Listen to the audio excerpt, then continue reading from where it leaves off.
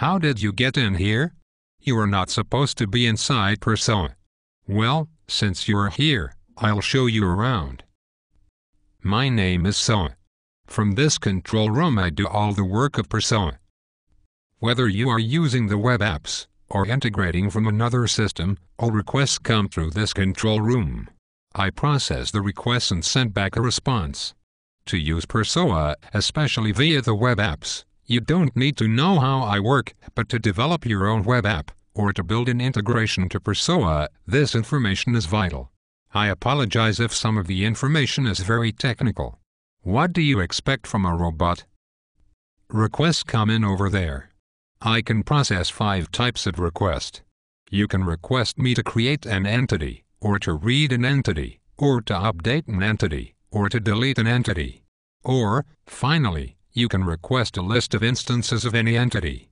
I use the acronym CRUDL to remember these 5 types of request: create, read, update, delete, and list. CRUDL.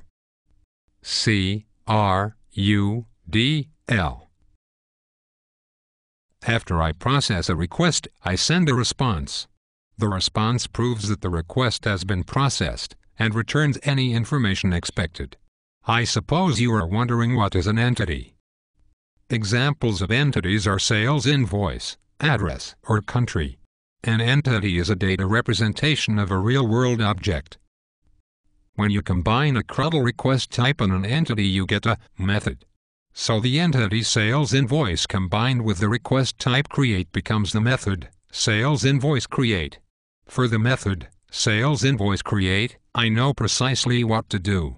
In fact, I know what to do for more than 1,000 different methods. So, for example, if I receive a request to create a sales invoice, the sales invoice create method, I simply go over there and create a sales invoice. If the method is processed successfully, then I respond with an electronic copy of the sales invoice. If, for some reason, I cannot create the sales invoice, then I respond with an error message to explain why I didn't create it. Later, I might get another request to read that sales invoice. This would be the sales invoice read method. You get the picture? The important thing to remember is that I can only process 5 types of request: create, read, update, delete, and list. For short, CRUDL. Combining an entity name with type of request specifies a method.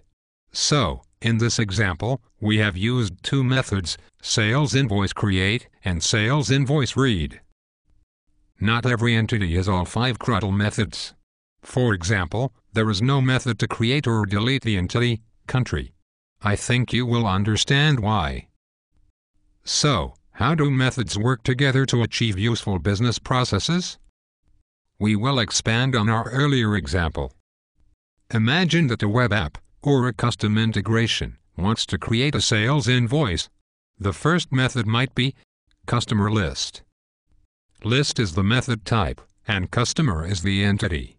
My response contains a list of customers.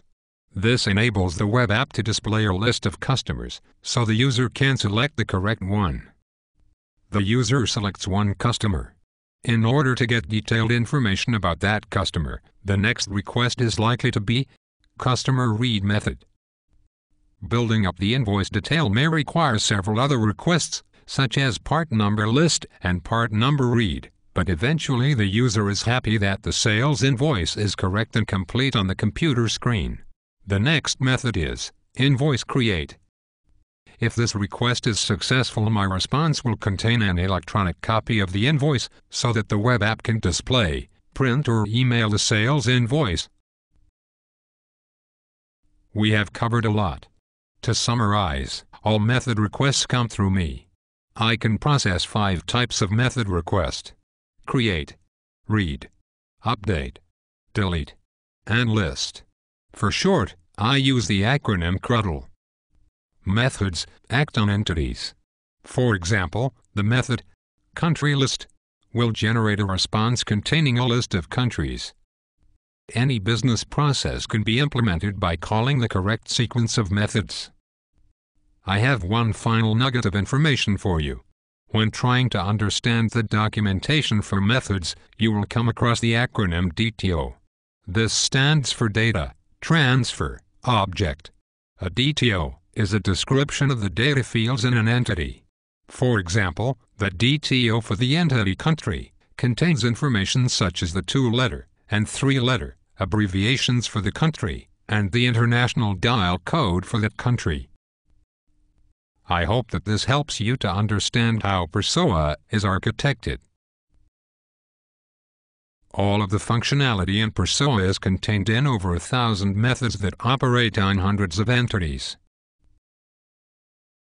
Please, come back again anytime you need to execute a method. I like nothing better than a good CRUDL. Bye for now.